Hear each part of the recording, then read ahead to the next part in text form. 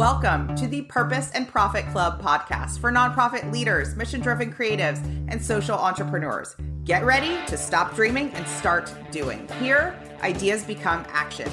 We prioritize purpose and profit. You ready? Let's go. Welcome, Carrie Melissa Jones, to the podcast. I am so excited to have you here. I've got your book right here because every time we're live, I take it off my bookshelf. I love it. It's called Building Brand Communities. You're the CEO and founder of the CMJ Group. Tell us a little bit about what you do and what you're working on. Yeah, thank you so much for having me. I always love chatting with you, Christina.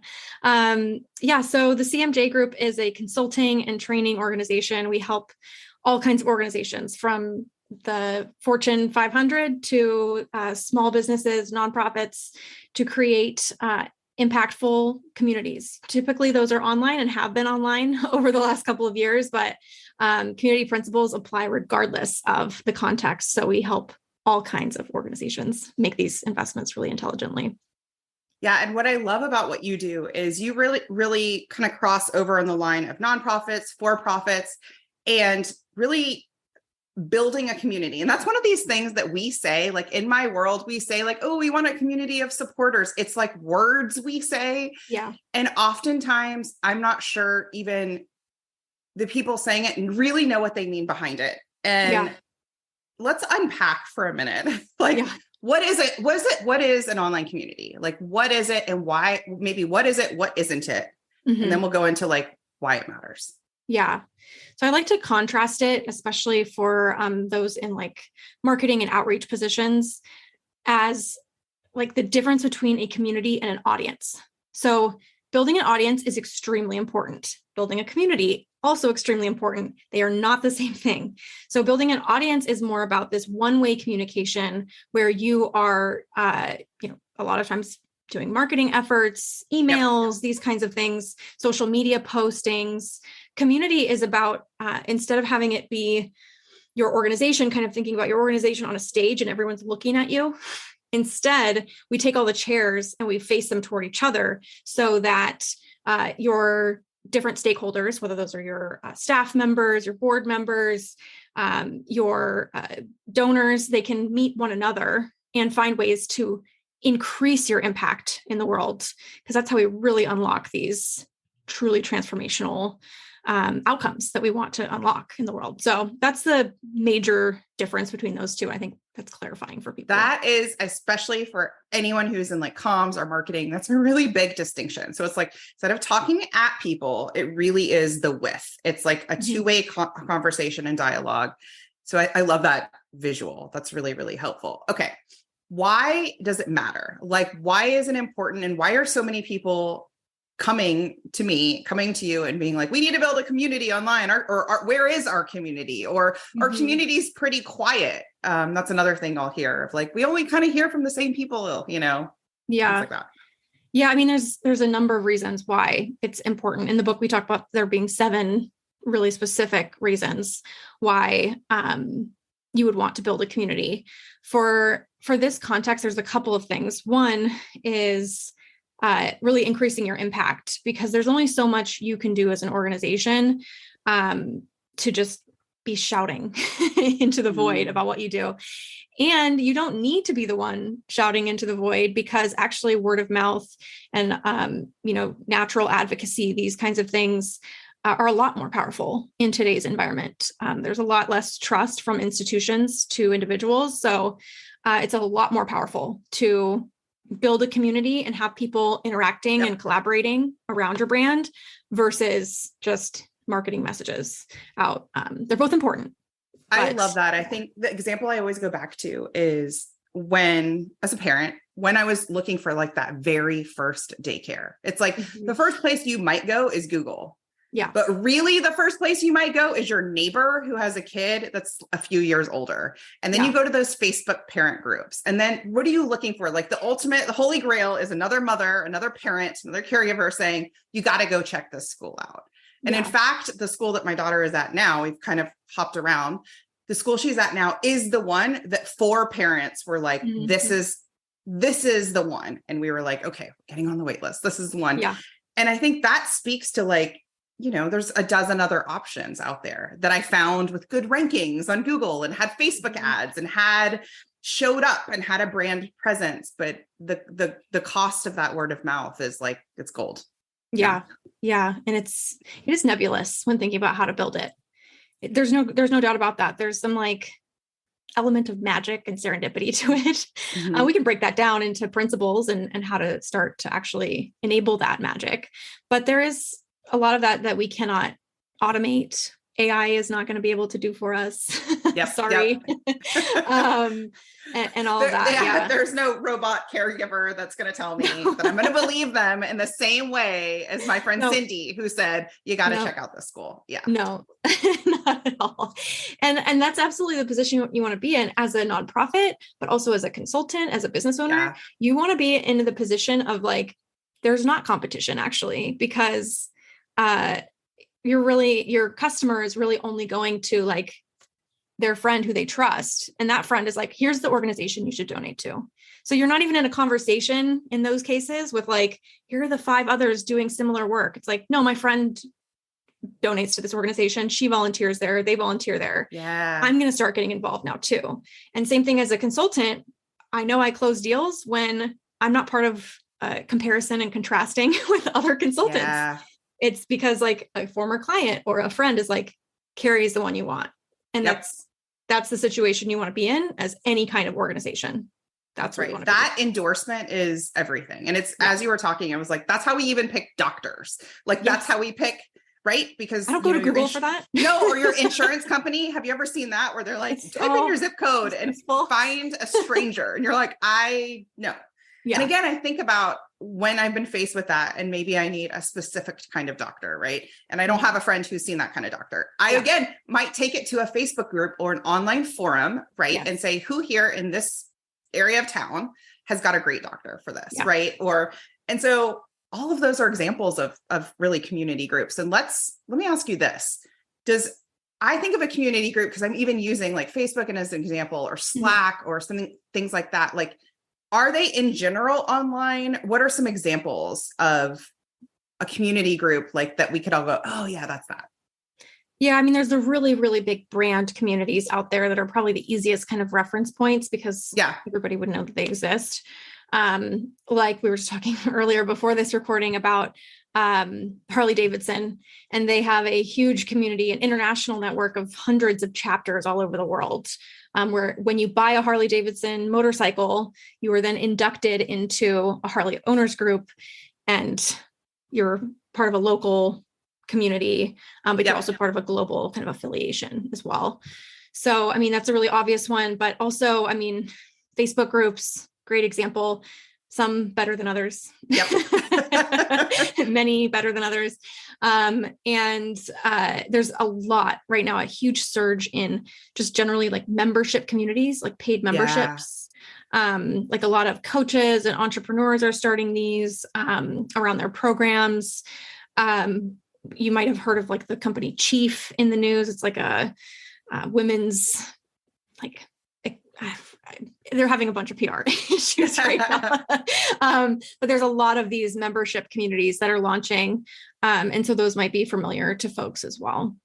So I love the Harley Davidson example also, because it's hilarious that we were talking about Harley Davidson, like to the like, huh, what? They're riding motorcycles? Milwaukee, so. Maybe.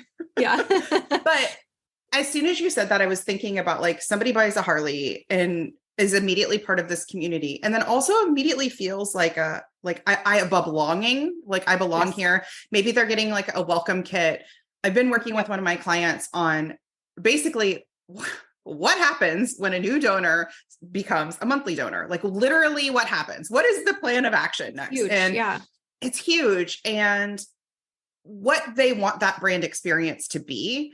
And then I think the challenge there, especially so this particular organization is under the $1 million mark in revenue a year. When we see that, we see small staff, right? Yeah. So we see people wearing multiple hats. And so The challenge that they're figuring out is, okay, we can automate some welcome emails. Sure. We know we can do that. We can send them, working on some designs to send them like a welcome package. Maybe we're going to send them some swag, but not too much swag. That's always a fine line with nonprofits. Yeah.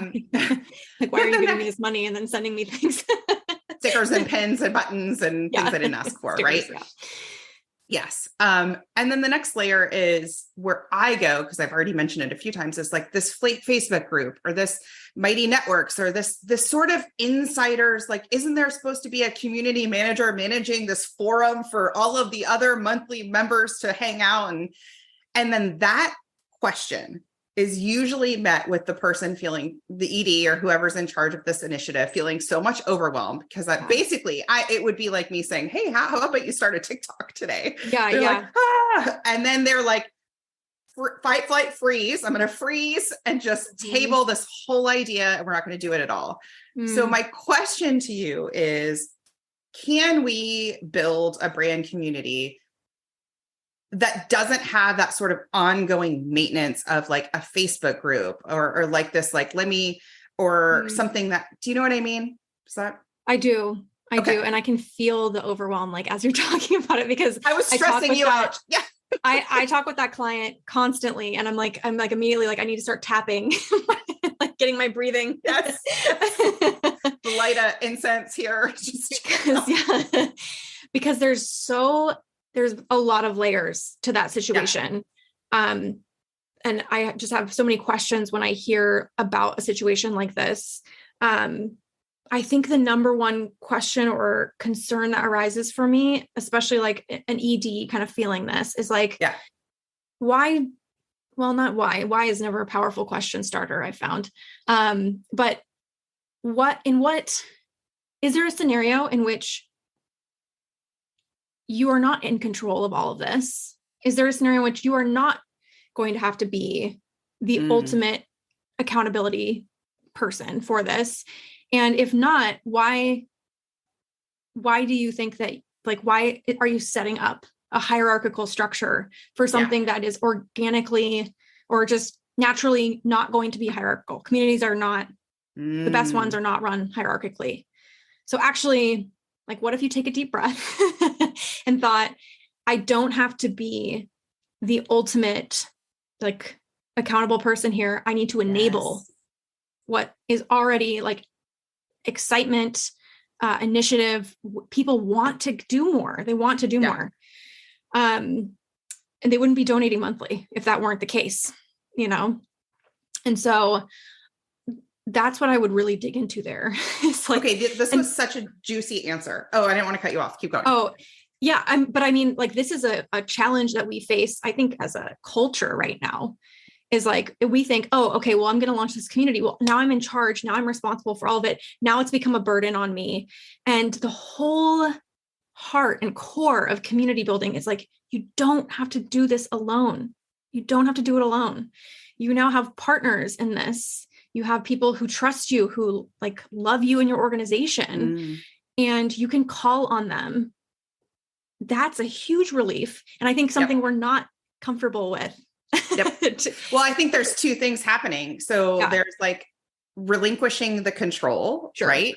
And being willing to do that. And then also, I'll have shout out to Sarah Olivieri's podcast that was a few podcasts ago about revolutionizing board structure. So it's basically just, oh, right, I don't have to run this. I can actually bring on. And so we'll use this organization as an example. Like, say you're at the under $1 million mark.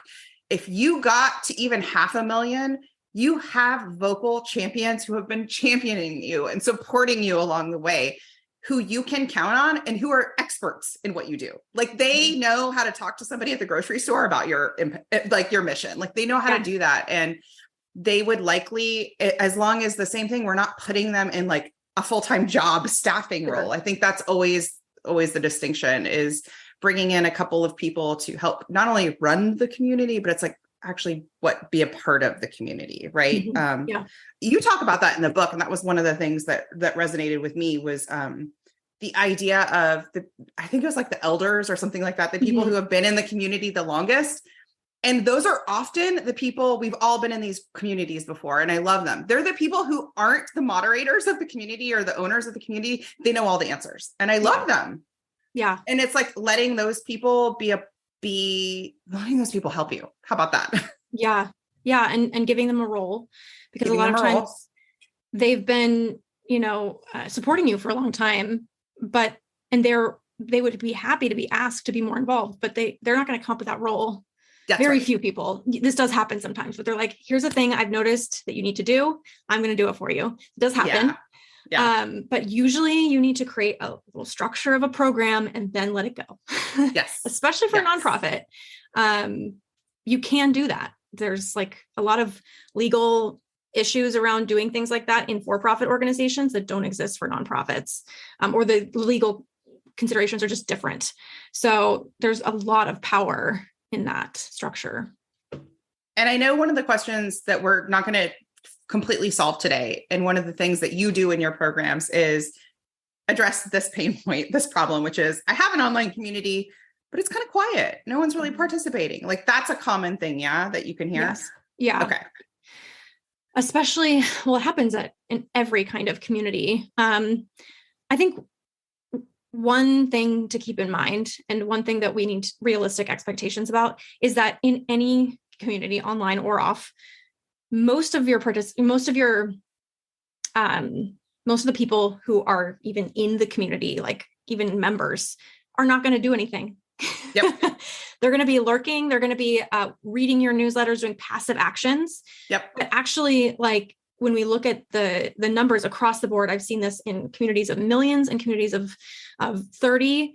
It's about 20% of our membership that's actively doing something, and 80% is usually just fine, just kind of hanging out. But and we're like reading the comments. Yes. We're hanging out. We're actually silent supporters. We're happy we're there. Right. Yeah. And we're just not. Yeah. And that's fine. And you shouldn't be building for them. You should be building for that 20%. Okay. Let's really underscore that. So that 80% that you don't even know are reading the comments or hanging out and are fine. And you're freaking out because they haven't posted anything in a while, or they haven't done anything in a while, or they're okay. So Go back to what you just said. You should be thinking about that 20%. Yeah. Thinking about that 20%, because that 20% is providing value for that 20% plus the 80%. And there are plenty of people who join communities just because they want the affiliation with an organization. So like that 80% might be in there because they're like, I want to say that I'm a supporter of, like for me, like I support a local radio station, but then there's like that 20% who are going to create the content. They're going to share like local bands and things like that. And I'm going to discover things from them that I couldn't have otherwise discovered, even if I never do a single thing. Okay. You're giving me, that's such a good example and such a good distinction, because it's like, we're members of our local museum high here. Yeah. And I would argue I'm pretty disengaged member. I might go once or twice a year and I'm happy to renew. That's it. Yeah. Right. Yeah. They should not be creating content or worrying about Christina's membership. Like I'm good. Go to the people who are those who are showing up on Instagram, who are showing up for Member Fridays, for who, right? Like think about because actually those are the same people. We talked about word of mouth in the beginning. I'm actually thinking of my friend Christy, who does all of that. Then she posts about it and I'm like, ooh, got to check out that exhibit. It's like she becomes this advocate, ambassador for that brand, because that brand has also it's reciprocal, which we're going to talk about here in a second. So am I getting it? Yes, absolutely. And that's why like there's so much talk about influencer marketing and things like that. That's not an area where I specialize, because I think anyone is an influencer. That's right. Everyone has influence in their own circles, sometimes larger than others. But yeah, that's that 20% that's vocal, that feels comfortable advocating for you. We really want to be building for them. So like I was part of I have a nonprofit partner who I work with, and like they invited us together they offer breathing circles for Black women. But they invited all the donors, regardless of race, ethnicity, gender identity, any of that, to come to a special circle just for us. And I was like, this is very, very cool. Like, Yeah. like you said, it's like a special exclusive opportunity. Not everyone's going to want to participate in, but like I certainly did. I had actually never experienced the thing that I was supporting myself. And so, yeah, it was just a really cool way to get involved and see it firsthand. And that's a good example too of one that is more maybe like event or activation specific, that isn't like, once you join our monthly donor program, you're part of this online community and get some emails. Yeah. It could be like, once you don't join our whatever program or, whatever community, these are the things that you get invited to, or these are some of the activations you can expect. So I like that too. Yeah. It doesn't have to be a Facebook group that has to be constantly maintained, because communities do need to be maintained. There's maintenance work in it, and you can't entirely get rid of it. Like, the maintenance work is the work of community building, which I think we undervalue in our culture. But 100%. Yeah. Say more. I mean, maintenance work is, it's what keeps communities alive. And we see our culture moving away from valuing it, which means we're seeing fewer communities around us. Yeah. Like, our neighborhoods are less connected. All of these things that we're seeing in the media about the loneliness epidemic, because we are not taught to do and value maintenance work for our relationships, for our neighborhoods, for all of that. We just think someone else will take care of it. Like, capitalism will take care of it, or, just, we don't have to do the maintenance. We get to do the fun part, like the launch part or whatever, but then we hope somebody else is going to do it. And it's like, no, this is the work. And actually, if we were to really deeply value it and take more joy in it, we would have a better world that we would live in. But these are all really big kind of philosophical things I think about all the time. That makes a lot of sense. And it's also what I'm really hearing too is, I think the marketer in me is seeing the community group as like, all right, who's hosting the group? Who's the moderator? Who's and so it is hierarchical in that way. Yeah. But that is not the best way for a community to be built and to run and to be maintained, right? In this, not in the long term. Yeah. Yeah. Yeah. So that's a really good distinction. Yeah. All right, let's dig into the idea of reciprocity. So as I said, kind of in the green room, that I was thinking about this idea of reciprocity. And it's funny you mentioned influencer marketing, because I have a workshop and I was working on the slides for that today. And there's like a slide that's basically talking about, well, there's two pieces. One is everyone's an influencer. Again, my friend Christy is an influencer more than maybe the like ATL whatever account that's telling me to go to the museum. I'm like, oh, Christy gets it, and so she is absolutely influencing and endorsing whatever event or happening or, cool thing. And so everyone's an influencer. I totally agree. And I was thinking about this idea of reciprocity, which is, I think a lot of organizations may not be aware, or maybe not, don't want to admit this, but a lot of times we're not thinking from the lens of like, how is this a reciprocal relationship, whether it's donor or client, but like, we're thinking, I want to get people into my community. I need people in my community, because more people in the community means more funding. And it's like, well, what is their experience of being in the community? Why should they be in the community? What is the value of it for them too? And really thinking about like the full circle of that. Yeah. Yeah. I mean, I have a client I'm working with right now, and she was mentioning to me within her organization, she's kind of the advocate. She's the one actually building the community, responsible for the tiny details and big decisions on the day-to-day. But she said in the organization, like, people only ever want to talk about what does the organization get out of it. They don't want to talk about the other piece. And she said, we're making all kinds of assumptions about what people want. Yep. And, that's really scary to her, because then they're going to launch and it's going to just fall flat. So we're doing a bunch of research, but I told her, we do need to start from what the organization gets out of it, because if the organization implodes, so does the community, unless the community is extremely strong and been around for years and years and years. So in her case, we need to talk about selfishly for the organization, what are our goals? And so for a nonprofit, that's like, we need more donors. We need, whatever that might be selfish about that. But then, then you take that and then put it in a little box and set it to the side for a little bit, and you can come back to it. But you've got to then get into the mindset of who that 20% of people are and what progress do they want to make in their lives, that there's a reason why they're donating to your organization. Yep. What is it bringing to them in their lives? Is it because they want to be part of a movement, part of a really big shift in how the world works?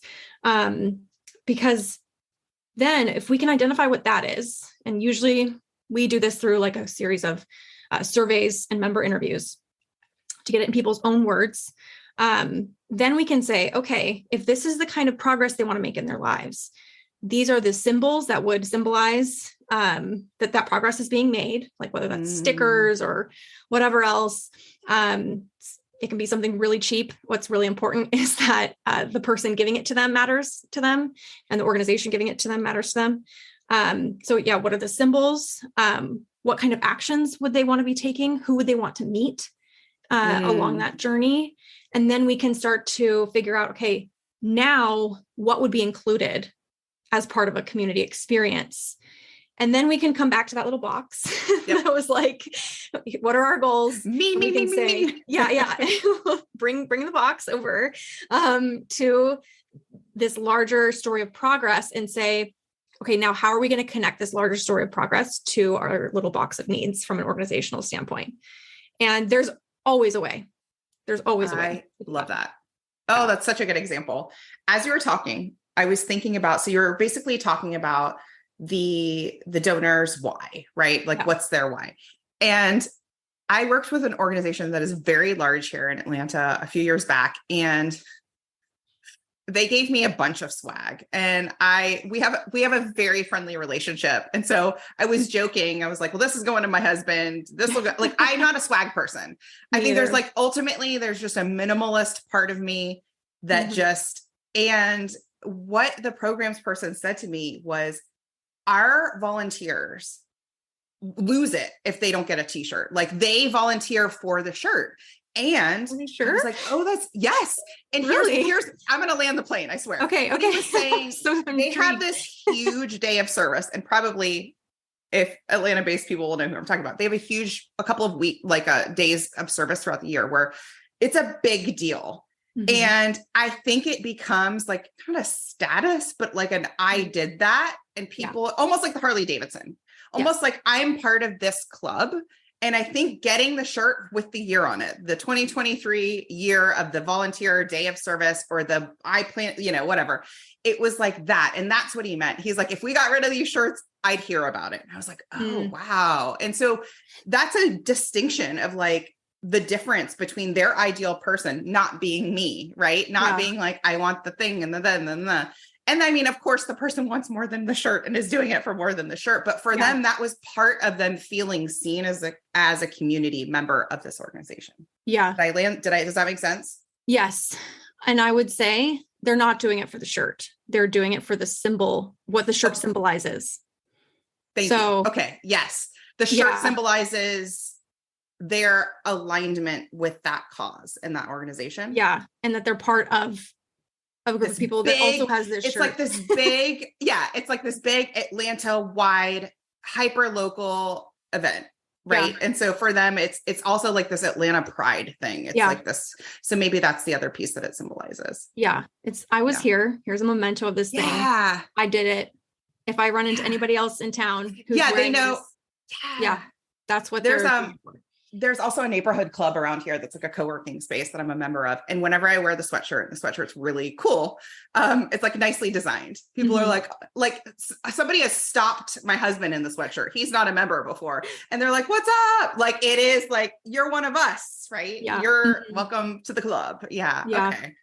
Yeah. And there's actually, there's a number of people in the radio. I talked about radio earlier. Yeah. There's a number of people in the like local radio scene right now who are exploring these ideas, and radio stations notoriously give out like backpacks and socks and just like all kinds of stuff during their drives.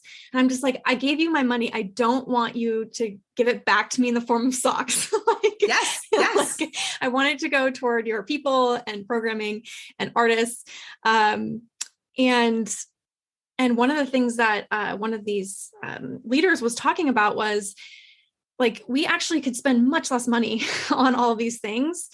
And one great example is the radio show, Wait, Don't Tell Me. Yeah. And the thing that they give away when somebody wins their contest is a voicemail message with, I forget the guy's name, but like he'll record a voicemail message for you, which costs nothing to be made. But again, it's that symbol of like, if you know who this is, then you're in the know. And, I'm affiliated with this thing and I don't need a backpack and pens magnets and koozies and things. Yes. Yeah. Although I do love my Jazz Cat magnet that I got. I mean, I think that it's a good reminder to like really know your audience. And if you don't know your audience, to survey them, to get on the phone with them, to figure out what's important to them. If they're the Christinas of the world who don't want it, or if they are like, where is my t-shirt? I want it, or I want my magnet or whatever, just to get a sense of them. And then one of the things I wanted to tie it back to, because you were talking about like, spend the time on the 20%. And any nonprofit listening to this will know this stat. It's really interesting that came up, which is approximately 20% of your donors make up 80% of your revenue, your operating. Yeah. And so it's like, it really is, sometimes it feels like, well, we're throwing spaghetti at the wall. We're trying to contact everyone and ask for donations. And it's like, let me narrow in on that 20%, right? Let me narrow in on what they need. And this is that same principle of thinking about when it comes to community building, thinking about that 20%. Yeah. Yeah. Totally. And not just, the 20% of the 20%. So 4% are like crucial to you. And those are really the ones that if you were to hone in really specifically on them, you could have incredible results. So how do you, if I'm thinking about my 20%, and then I'm thinking about my super duper all-stars within that 20 or within that group to get my 4%. How's my, is that, I'm thinking of a different client and I'm like, they do have those people. It's like the people that show up for everything, or they reply to every message, or they just love you. Like those people. Yeah. Yeah.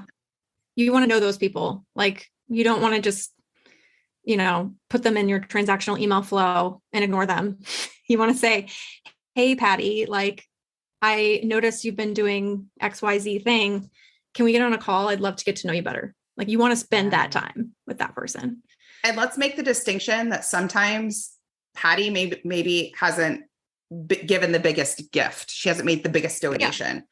And boy, could she be such a valuable asset to like your organization's growth, to your impact, right? So don't discount her, if she's not a major donor. Don't discount her for that, because she could be one of the people that she's an influencer. No one's asked her yet. No one's asked her yet. And that's really what I teach in one of my programs is like, one of the slides today was like, we don't need Kim Kardashian. Stop it. I love Oprah. We don't need Oprah to advocate for your organization. She's great, but actually, I mean, let's get Gail too, but it's not that or nothing, right? There are so many people that already exist in that 20% to start building a deeper relationship with. Yeah. Yeah. I mean, a personal example of mine with this is I run a community for community builders. Our highest lifetime value customers, so the ones who spend the most with us, are not necessarily the ones who are engaged in the community at all. In fact, a lot of the ones who spend a lot of money just go through the courses. They're not looking for a community around it. Yeah. But there are those who have lower LTV and they've referred like 20 customers to me. So that's who I'm really looking at. That's who I'm really like, I want to know them. I want them in my like DMs. I want to know their birthday. Like, I want to know all that. Oh, that's so smart. I love this conversation. Okay. Last, I'm like, I want it to keep going forever, but it's not going to. I'll let you go. We ask everyone on the podcast, what is one thought that you like to think on purpose? It could be a guiding principle, a mantra, a belief, anything. Will you share that with us? Yeah, there's one that I probably repeat to myself multiple times a day, which is from Adrienne Marie Brown, the author of Emergent Strategy. And she says, never a failure, always a lesson.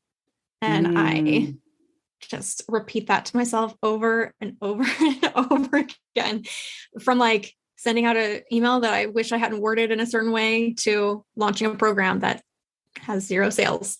It's never a failure. I'm always learning something. That's the opportunity we have, everything that we do. That is such a good one, because I've been thinking a lot lately about the idea of like the difference between rejection and disappointment. And it's like allowing yourself to feel disappointed, allowing yourself to feel like, you know what? I feel like that was a fail, but there's a lesson in there. I feel like that didn't go how I wanted, but there's a lesson in there, versus rejection, which can feel like a shame spiral and like optional. So I love that. I love the lesson. Yeah. Yes. And awesome. Feel the feelings, because it does feel bad. Feel the feelings. Yeah. I think that in this work,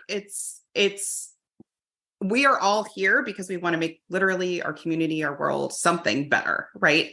And yeah, it can, like, when things don't go how you want them to go or how you expected them to go, like I feel the disappointment, feel the feeling that's on that. And don't put your feeling on a shelf like so many people do, like I used to. Have a day. Yeah. Have a day, or however long it takes, but keep going. Don't stop. Yes. Absolutely. Here for that. Yes. All right. Tell us about, you have a free training, right? Tell us about how people can find you, hang out with you, learn all the things, because I way back when we met on the internet, I was like, ooh, what is this community building? There was so much. It was like we were 2 cars driving on the same road, but I was like, this is interesting, but I know nothing about it. And so I will say, if people are in my world and they dig it, then this is a really good complement to the work that I do, because this is not what I teach, but it's like, ooh, this is the missing part of people who have said, I want to build a community online, or a community of supporters, or, all the things that we've been talking about. So tell us about your webinar. Yeah. So you can contact me via all the social media, except I'm not really on Twitter these days. But you can find me on LinkedIn. I have a YouTube channel that I update biweekly, and Instagram at Carrie Melissa Jones. And then, I do offer a free training. So if you want to just learn the foundations of community strategy, which a lot of people don't have. And like you said, they'll use the word community, but it's not really backed up by anything. So if you want to learn the foundations of how to design meaningful community experiences, whether that's a one-off event or a full Facebook group experience that you're designing, you can grab that free workshop. And I think you'll be able to link to that. We'll link to it. We'll also link to your YouTube, because you've got some good videos there. I think you've got a good one that's like, we talked about Facebook groups. I mentioned Slack, Mighty Networks. Like, there's so many too. Like, there's another decision fatigue point, and you break it down in one of the videos of like, all right, here's what you need to know. Here are the differences. So if you feel like you want to make a move, there's a good one on options. Yeah. There's tech for days. So many tech decisions. And so many tech decisions to friends for. But I was just about to say that, but like, when I need to make a tech decision, I ask like 2 people and then I choose. And so when it comes to an online community, just watch a video and then choose one that you said.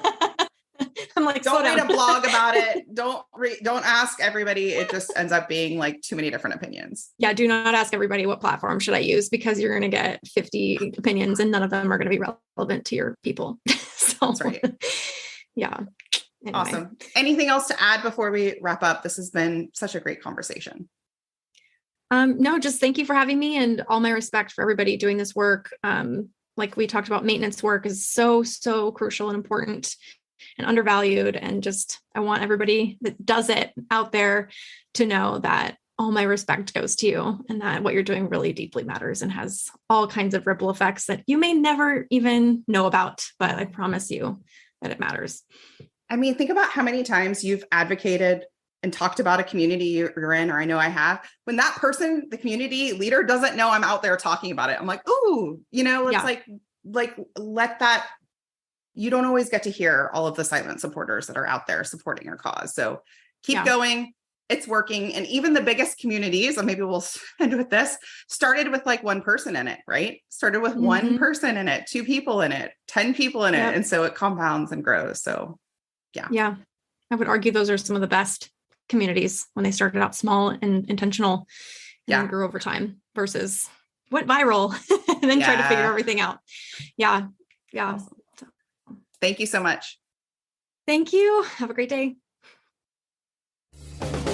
If you ask me, everyone should have a coach, especially you. I want to invite you to schedule a free discovery call with me. Go to splendidatl.com/contact. You'll see my calendar there. Book a call with me. You'll learn about my smart growth method where we can grow your business or organization sustainably with ease and massive impact. Think you've reached out to everyone in your network? Are you out of ideas to get noticed and get funded? I hear you. That's why I'm giving you a chance to steal my prospect list. Yes, you can generate leads for your nonprofit or impact-driven business. Grab my mini training and list delivered to your inbox instantly. Go to splendidcourses.com/prospect.